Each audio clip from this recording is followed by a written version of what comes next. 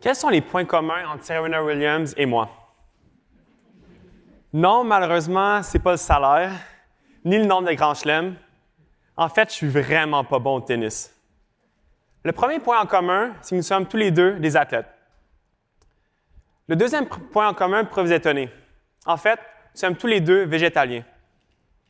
Je suis un triathlète professionnel et un ultramarathonien, et je suis végétalien depuis plus de 10 ans. La différence entre le végétalisme et le végétarisme, c'est qu'en plus de ne pas manger de viande, je ne mange pas de produits laitiers, ni de produits dérivés d'animaux comme les œufs et le miel. Le végétalisme, c'est beaucoup plus qu'une diète. C'est un mode de vie qui m'a permis d'atteindre un meilleur niveau dans le sport. La raison pourquoi je suis devenu végétarien puis par la suite végétalien, c'est que j'ai vu par hasard un court vidéo de cruauté animale sur Twitter. Après seulement quelques secondes de visionnement, j'ai immédiatement décidé d'arrêter de manger de la viande. J'ai réalisé que j'étais hypocrite. Je disais que j'aimais les animaux, mais je mangeais du steak ou souper. C'est probablement le plus gros paradoxe. On aime les animaux, mais on aime les manger. Les animaux, tout comme les humains, veulent que deux choses. Soit éviter la souffrance et être heureux. Par contre, la façon que l'on élève les animaux de nos jours, en compactant des centaines de bétails un à côté de l'autre, on leur enlève ces deux choses. Ils vivent une vie horrible et sans bonheur. Les bébés sont séparés de leur mère dès leur naissance et leur mort est atroce. Leur seule raison de vivre est de grossir le plus rapidement possible pour ensuite être tués et être mangés. Donc, la première raison pourquoi je suis devenu vegan, c'était pour l'aspect éthique. Mais par après, j'ai commencé à m'intéresser à l'aspect écologique d'une alimentation végane. Et ça m'a fait réaliser à quel point manger de la viande n'est pas écologique. Selon l'Organisation de l'alimentation et de l'agriculture des Nations unies, l'élevage de bétail est responsable de 18 de l'émission de gaz à effet de serre, soit encore plus que les voitures. Mais en plus de polluer, l'élevage de bétail nécessite beaucoup de ressources, particulièrement beaucoup d'eau et beaucoup de nourriture. Selon le Comité pour la science dans l'intérêt public, 55 de la consommation d'eau aux États-Unis, c'est pour l'élevage de bétail. Et selon la Banque mondiale, l'élevage de bétail est responsable jusqu'à 91 de la destruction de l'Amazonie. Ces statistiques m'ont grandement bouleversé. Parce que je me suis toujours considéré comme quelqu'un d'écologique. Je me promène à vélo en allée longue pour me rendre à mes entraînements ou à l'université, où je prends le transport en commun. Je recycle, je composte, j'évite ma consommation d'électricité, je prends même des douches courtes. Je croyais donc que je faisais tout en mon possible pour réduire le plus possible mon empreinte écologique.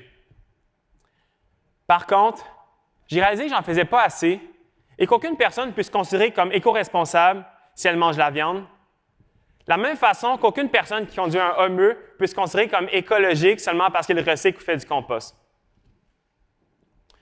On a souvent l'impression de se sentir impuissant. On veut faire changer les choses, rendre le monde meilleur, réduire la souffrance sur la planète. On dit que seul, on ne peut rien faire et on se plaint que le gouvernement ne fait pas grand-chose pour l'environnement. Par contre, à chaque jour, on prend une décision qui a un impact énorme sur notre santé, sur la planète et sur la vie d'être vivant. À chaque fois qu'on ouvre notre frigo ou qu'on va à l'épicerie, on prend une décision, soit manger de la viande ou manger des plantes. Et cette décision a un impact énorme. Manger des plantes est un choix éthique, un choix écologique et un choix bon pour notre santé. Qui aurait cru que le tofu et la luzerne auraient un si gros impact sur la planète? Mais la raison pourquoi je suis ici aujourd'hui, ce n'est pas pour vous parler du côté négatif de manger de la viande, mais plutôt pour vous montrer comment manger plus de fruits, de légumes, légumineuses pour vous permettre d'être en meilleure santé et de mieux performer. Mon but est donc de démystifier tous les mythes concernant le véganisme, de vous montrer qu'on peut être un athlète de haut niveau sans manger de viande. Le premier mythe, c'est que c'est impossible de consommer assez de calories sans manger de viande. Je crois que c'est un très bon exemple que c'est pas seulement possible, mais que c'est très facile. Je fais des ultramarathons et je fais des triathlons Ironman. Un Ironman, c'est quoi? C'est 3,8 km de natation, 180 km de vélo, et comme ce n'était pas assez, on termine avec un marathon. C'est 8 heures pour les meilleurs et jusqu'à 17 heures pour les amateurs. Ça représente 8 à 10 000 calories ou en nombre de bananes, 112 bananes. À chaque jour, je m'entraîne 2-3 fois par jour et ça représente 4 à 6 000 calories. Donc, évidemment, je ne mange pas juste du tofu et de la luzerne.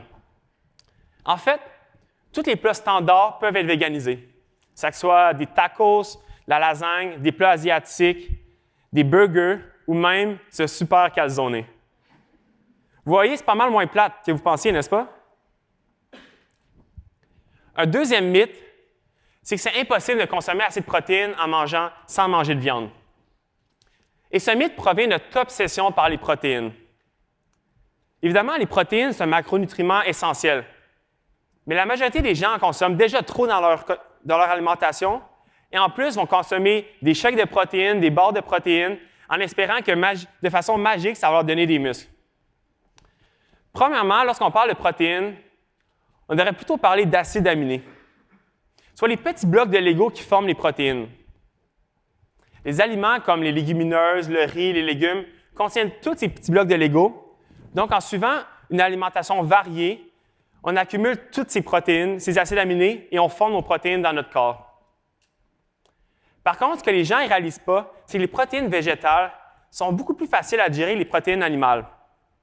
Quand je mangeais de la viande et je mangeais un gros dîner avec plein de viande, ça me prenait des heures et des heures à digérer et je me sentais léthargique après le dîner.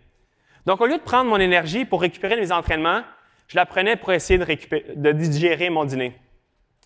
Maintenant, quand je mange un dîner végé comme du quinoa, des légumineuses, ça ne me prend vraiment pas beaucoup de temps pour digérer et je peux m'entraîner tout de suite après. Dû en partie à notre obsession par les protéines, on néglige un nutriment très important, soit les fibres. En fait, moins de 3 % des Américains mangent assez de fibres et 9 Américains sur 10 ne respectent pas les recommandations concernant la quantité de légumes à manger à chaque jour. Si on mangeait plus de plantes, donc plus de fibres, on pourrait combler ce manque de fibres qui affecte notre population et qui est une des causes des problèmes d'obésité, d'hypertension, de diabète de type 2, des problèmes cardiovasculaires et même de certains cancers. Manger plus de plantes, donc plus de fibres, permet d'améliorer notre niveau de cholestérol, d'améliorer notre sensibilité à l'insuline, de nous aider à perdre du poids et de maintenir un poids en santé et d'avoir un bon microbiome, soit les bactéries dans notre corps. Manger plus de plantes, donc plus de fibres, est donc la solution pour les problèmes de santé de notre population. Un autre mythe, c'est que manger vegan, c'est très coûteux. Par contre, quand on regarde le panier d'épicerie d'une personne omnivore, les produits les plus chers sont souvent la viande, le poisson et les fruits de mer. En coupant la viande, on sauve donc beaucoup d'argent. Les aliments à base de plantes et les aliments comme le riz, les légumineuses et les légumes sont généralement les aliments les moins chers et ce que les gens dans les pays les plus pauvres consomment à chaque jour. Un dernier mythe, c'est qu'en coupant la viande et les produits dérivés d'animaux de notre alimentation, on restreint significativement ce qu'on peut manger. Mais en fait, c'est tout le contraire. En faisant ma transition vers le véganisme, j'ai vraiment peu l'impression de me sentir limité. Au contraire, j'ai découvert plein de produits, j'ai essayé plein de nouvelles recettes et j'ai appris à aimer à cuisiner et à expérimenter dans la cuisine. Mon alimentation est vraiment plus intéressante et variée maintenant et mon frigo est rempli de fruits et légumes de toutes les couleurs. Mais mon but aujourd'hui, ce n'est pas de vous convaincre d'être vegan, ni même de vous sentir mal de manger de la viande. Ce que je souhaite, c'est vous diminuer un peu votre consommation de viande et que vous mangez plus de fruits, de légumes et légumineuses. Si je peux convaincre chacun d'entre vous de manger végé une journée par semaine, ça signifie une diminution de votre consommation de viande de 14 %. Et c'est probablement beaucoup plus facile de convaincre chacun d'entre vous de diminuer votre consommation de viande de 14 % que de convaincre 14 personnes dans la salle de devenir complètement véganes. Et c'est ce qui risque d'avoir le plus gros impact. Parce que si vous décidez de manger végé les lundis, ce qu'on appelle les lundis végés, vous allez bien vous sentir, vous allez avoir plein d'énergie et vous allez aimer la bouffe végane. Donc, il est fort probable que vous allez passer d'un jour végé à 2 jours, puis à 3 jours. Aussi, vous allez sûrement en parler à vos amis et à votre famille.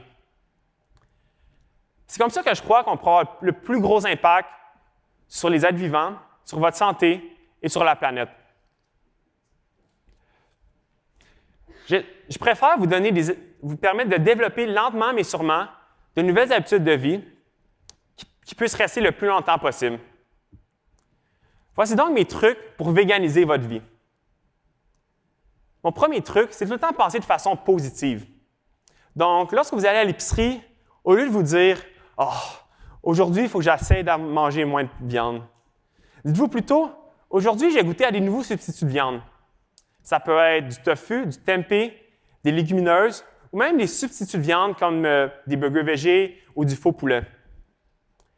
Dans le même état d'esprit, lorsque vous préparez une assiette, essayez d'augmenter de plus en plus la proportion de votre assiette qui est des plantes, dans le but de surcharger votre assiette de plantes jusqu'à ce que la viande occupe une place de moins en moins grosse dans votre assiette. Aussi, comme j'en ai parlé, vous pouvez commencer par une journée végé par semaine, et le lundi, c'est la journée parfaite, parce que vous débutez la semaine le lundi, donc c'est une bonne façon de débuter la semaine du bon pied. Ou, si vous préférez, vous pouvez débuter par un repas de la journée. Et personnellement, je trouve le repas le plus facile à véganiser, c'est le déjeuner, parce que la majorité des gens mangent déjà végé ou vegan le déjeuner. Par exemple, si vous mangez des toasts au beurre d'arachide, vous mangez déjà vegan au déjeuner sans même vous en rendre compte. Vous voyez, ce n'est pas si compliqué. Si vous mangez des céréales avec ou du gruau, vous n'avez qu'à remplacer le lait de vache par du lait de plante, comme du lait de soya ou du lait d'amande.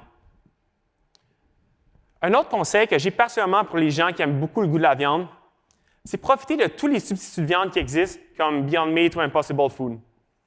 Ces produits sont disponibles maintenant dans toutes les épiceries et dans plus en plus de restaurants et de fast-food. C'est une bonne façon de remplacer la viande par un produit qui a le même goût, la même texture, mais moins de gras saturé.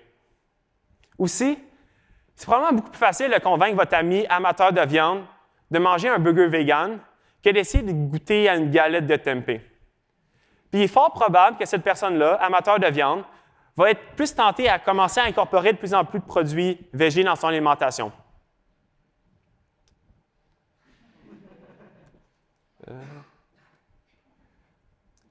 C'est ça que j'aime de la philosophie derrière ces produits. C'est qu'au lieu de se dire, ils se sont dit, si on veut convaincre le plus de gens de manger végé, on ne va pas seulement créer un produit similaire à la viande. On va créer un produit qui a le même goût, mais qui est meilleur pour la santé. C'est un peu comme la philosophie de Tesla. Au lieu de seulement créer une autre voiture électrique, ils se sont dit, on va créer une voiture avec tellement de gadgets, tellement de technologie, que même les gens qui ne sont pas réellement préoccupés par l'environnement, qui n'auraient jamais pensé conduire une voiture électrique, vont être super excités par cette voiture. C'est ça que j'aime de ces compagnies et de ces produits, et c'est un peu ma philosophie. Je veux rendre les gens que je côtoie, et vous dans la salle, excités par les plantes. Je veux vous sortir de la salle ce soir, vous diriger vers votre épicerie pour vous acheter du brocoli. Bref, je ne suis pas là pour vous faire la morale. Je ne suis même pas là pour vous convaincre d'être vegan. Tout ce que je souhaite, c'est de vous rendre excité à l'idée de cuisiner du brocoli ce soir. Merci.